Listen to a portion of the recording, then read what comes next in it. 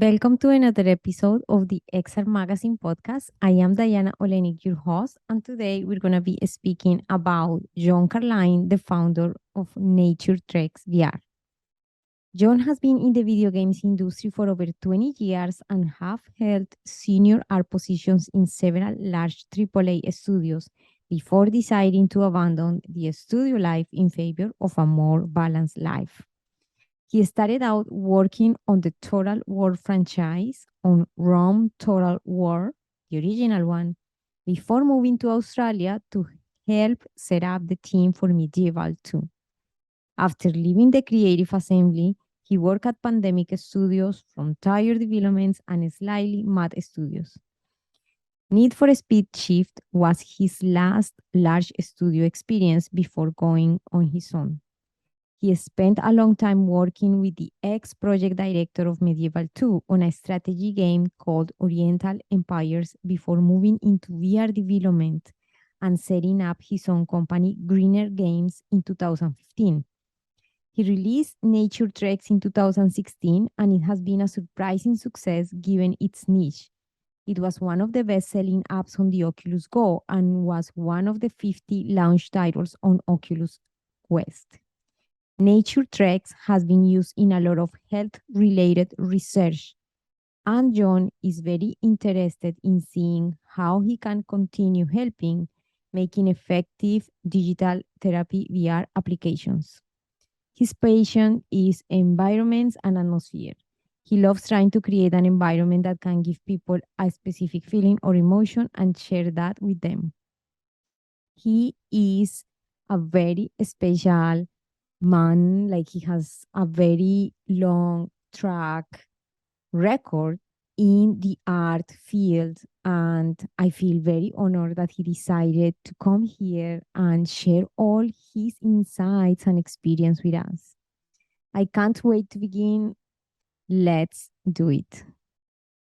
Thank you so much, John, for being here today. We're super excited to hear about your story, your experience. Please let us know, how did you get started in this amazing world of XR?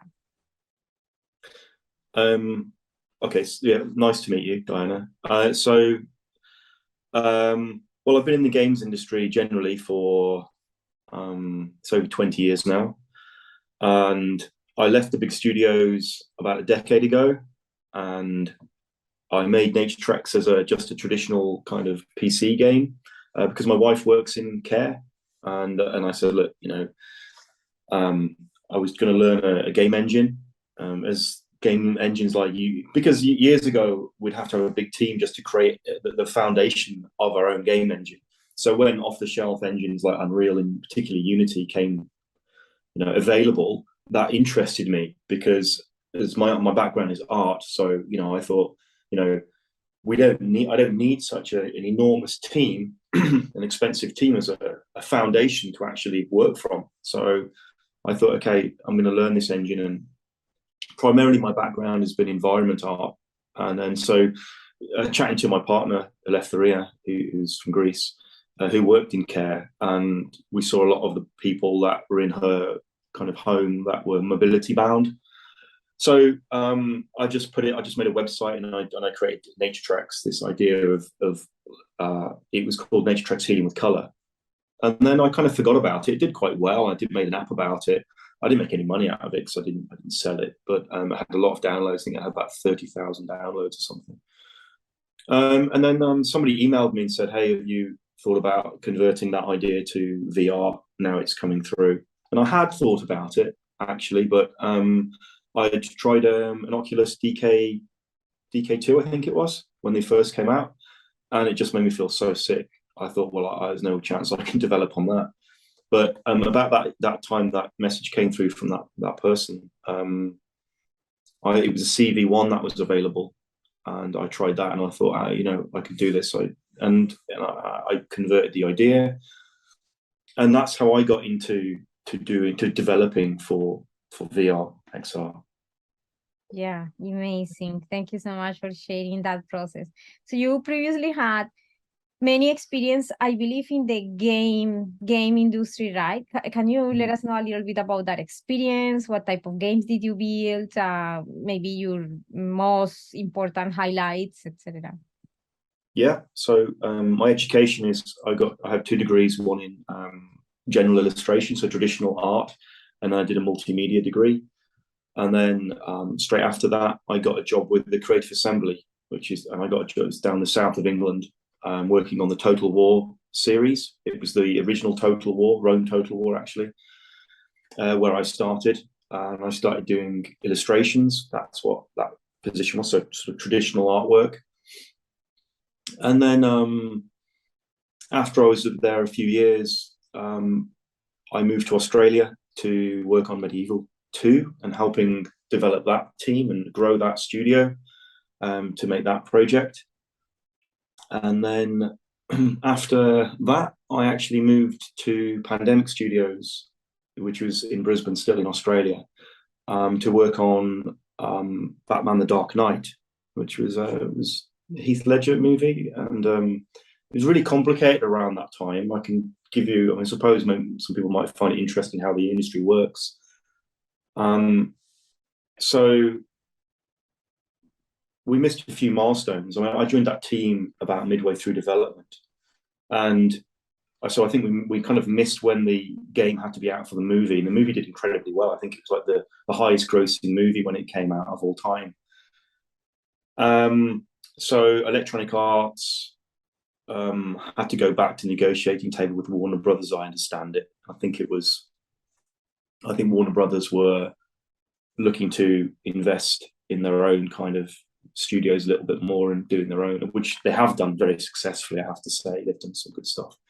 But anyway, so it was all around 2008 as well, so it's a difficult time, and Electronic Arts cut back a lot of their sort of expensive development studios in replacing mobile development. So they just recently acquired Pandemic Studios, both in Brisbane and LA, and they closed those. They bought them, I think it was like $860 million, the deal was. And they closed both of those studios in about 2008. And I decided to move back to the UK, and I worked for Frontier in Cambridge, which was it was a open world game called The Outsider, so it's another big team, and I think they were just starting Elite Dangerous as well. And then I worked remotely for Slightly Mad Studios on Need for Speed Shift 2. And it was at this time that I decided that I really wanted, because I worked remotely and I'd kind of trying to be edging myself out of big studio life. I mean, I did find it quite stressful. It was quite, the deadlines were quite demanding, and the outcomes were always unpredictable. You know, the budgets are always so big that, you know, if those studios don't make a return on those games, then and I wanted to start a family, which I did. So I worked with a partner. So I was the lead artist on Medieval 2 Total War, and I worked with a project director, Bob Smith, on a strategy game called Oriental Empires. And we spent years developing that, primarily just the two of us. But I think at the peak we had about a development team of 5. And I think we just released that too late. I think it was, you know, after a lot of 4x games. I don't know if you're familiar with strategy games, but it was Endless Legend came out, and Stellaris, and there was a few others, and we did quite well. But probably it was kind of a mixture of Civilization and Total War. So I still think the potential of a game that is a complete mix of those two things is great. But anyway, yeah. And then I set Greener Games up. I made Nature Tracks, just kind of moving along from there. But you asked me about my experience, so that's pretty much it, Diana. Yes, for sure. That's nice to know the transition, because coming from gaming, Nature Treks is not particularly like a game, or is it? Just to clarify, what would be the category? No, I mean, no, I mean, all the techniques obviously are game related, but the idea of making it was, you know, I felt like I'd earned the hard yards through some, you know, in pretty, you know, difficult studios, and I wanted to see if I could use that experience in a positive way somehow. And that was the idea, and it still is the idea, to enjoy more what I do, not just to make a poker game or to make a zombie shooter or something like that, to make something different. And actually, the response has been much more significant than I thought. I did not think a niche thing like that would take off. I mean, when it was released on the Oculus Go, it was like the best seller on that store for like a few months, which really took me back. Of any genre, it wasn't just, in a meditation genre. That was just across the board. Still a very niche market, right? And, I didn't make too much money, but, but it was interesting. Yes, that's interesting. And I think that over time, people is getting more open to the possibility of experimenting in this media, other type of works that are not necessarily games per se, because we come from that, people using or relating additional devices only for gaming. So yeah, it's a process, but it's very exciting to see how well received it's been. It's because the work stunning visually. Yes, I think, Diana, modern life is so busy. We're so switched on all the time. I personally think that the primary appeal of Nature Treks is that it allows you just to be. It doesn't give you any objectives, and I think that is in itself, to be denied that sort of that pressure is a relief in itself, because the market of games and experiences is so saturated. You could be sweet. I mean, I look at my son, and he's overstimulated. People are overstimulated. Yes, for sure. Yeah, I totally agree. I'm also myself working on an app that is in the field, so I'm super excited to be discussing these topics with you now that you have the experience. I believe I read you mentioned something about digital therapy. So I wonder, you have had a little bit of experience like that. How do you think that in order to design something properly, like an app in this field, can be successful for the application of digital therapy? Okay. Yeah, so we have a lot of research groups and institutions that have used Nature Tracks for research, and I think that really is starting to get some traction in serious sort of clinical organizations. We've been talking with the NHS sort of groups recently. What specifically was the question, Diana? What type of factors for success do you attribute to a well-done experience in terms of digital therapy? So in digital therapy, for example, for mental health, we want to learn what are those factors, that can make the experience good, knowing that it's might affect, in wrong directions, someone who is going through something, with mental health issues or something like that, some depression, etc. We want to create an experience that actually help with that. So what type of factors are very important in that design? Okay, so a good UI design, a simple UI design, simple user interface, because you don't know the technical level of people that are going to be using that. So if you're making a traditional game, you can probably be quite sure that they have a certain level of technical competence. That's not the case if you're working towards some sort of digital therapy solution. I think that Nature Treks, one of the good things about Nature Treks, perhaps just coincidentally, and then more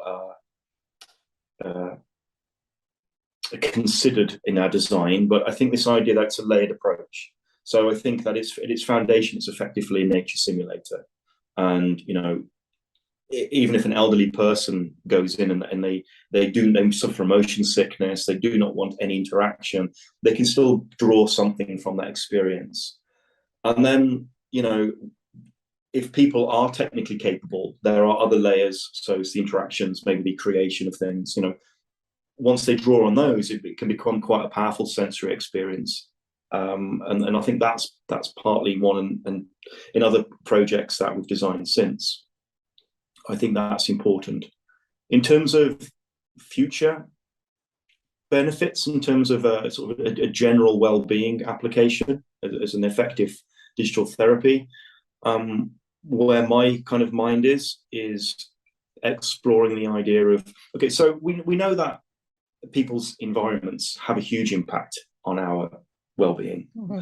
And I think there are several factors to that, and that would be backed up by clinical research. Now, with VR, we can't, or it'd be extremely difficult to get all of those working in applications. So things like a cultural influence, you know, we can't really do much of that, but we can certainly take some of those things that are proven to work. So something like sensory, and aesthetic, and familiarity. So those are three things that we can draw on. And my personal opinion is that well-being's a little bit like a frequency and we don't really know what's going to make us feel right. We might go, oh, do you know what? I think being on a beach is what I need. I don't think we really know that. And so sort of this idea, what I'm interested in is giving people simple ways of customizing and tweaking their experience, both visually and through the audio. So that might be, you know, I think they need to, and if they can easily dial these things in by changing the animal types, the tree density, the tree types, the light, the time of day, the weather, they can hit on a point that is their personal nice place to be for that time. And that's where I think an effective XR therapeutic solution could be along those lines. Where you can customize. That sounds amazing. As I mentioned, I've tried Nature Treks VR, and I was fascinated by the fact that I could press a button and see the expression of life, because I see it in more like from an existential a little bit way, like a creator in a place that I wanted. It puts you a little bit in another place as a human being as well. In the place of appreciating all the stuff that is there from another point of view, as if you were not a human, right?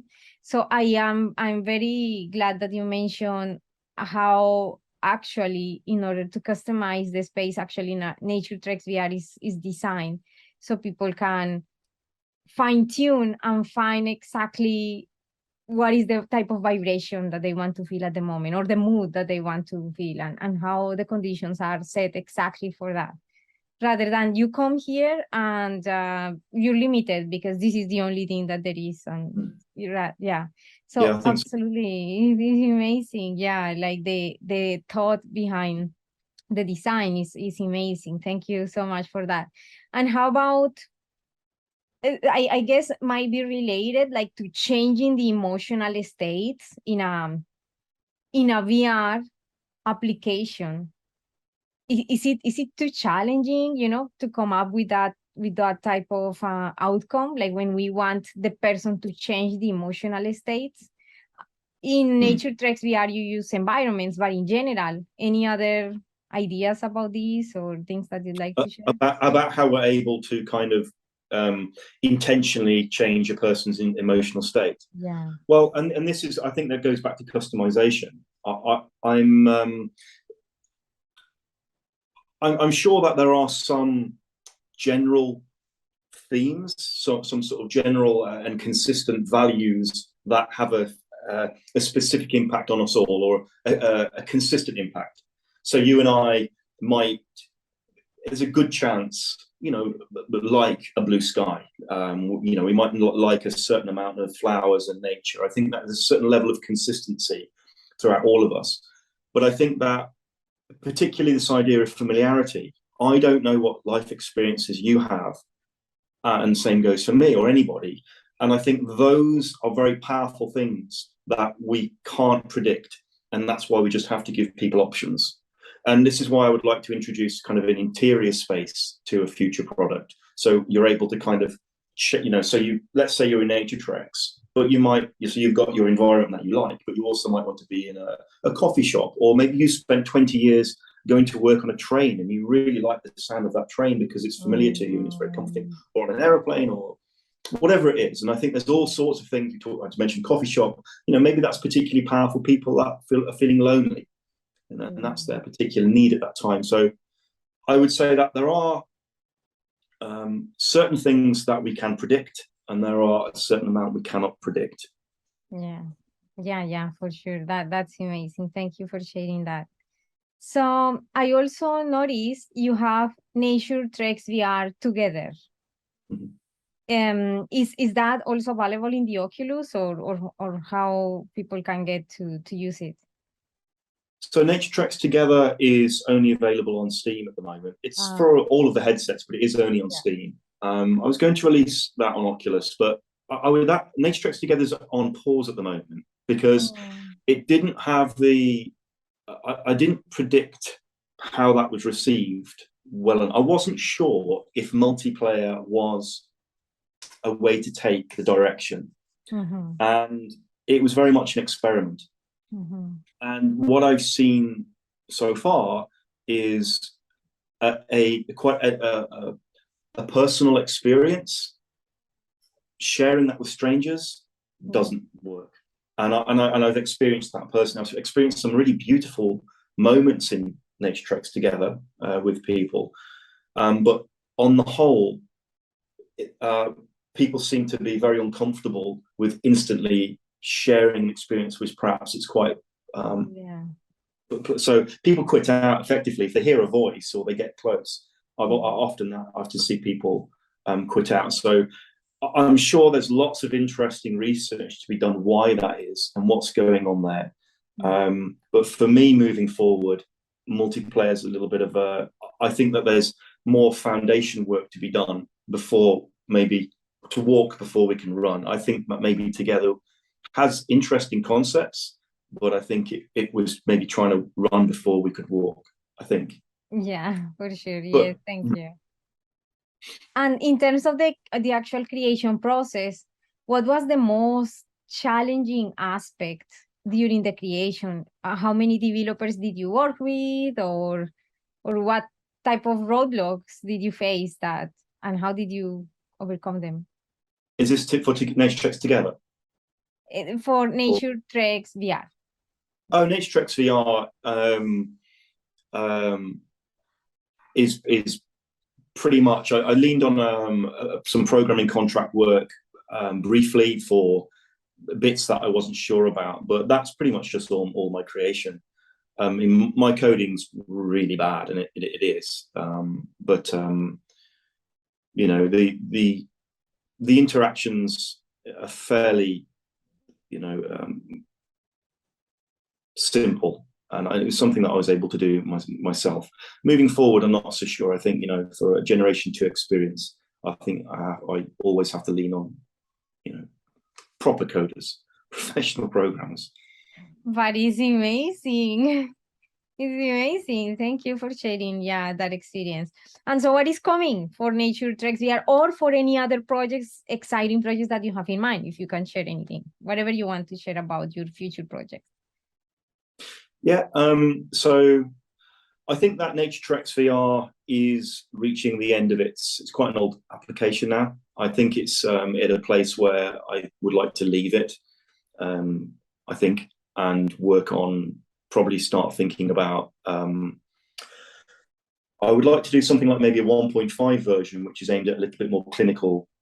Kind of when I talk to you about the customization, Yeah. because and the reason I think is that I think that Nature Treks VR as it is we could have a let's say a pure sequel, but I think the hardware has to catch up. I think the visual fidelity for a sequel has to be there. It has to be where people are going to put on a headset or a pair of glasses probably in the future Mm. and see a Nature Treks application and Mm. just be amazed at how realistic it looks and how immersive that is. And I Mm. think that's a little bit of time away. I think the power of the headsets has been sucked up with the resolution, so we get a bit of extra power on a device, but also the resolution's increased. So the developers don't really have any extra power to work with. And so that's the kind of plan for us short term, really.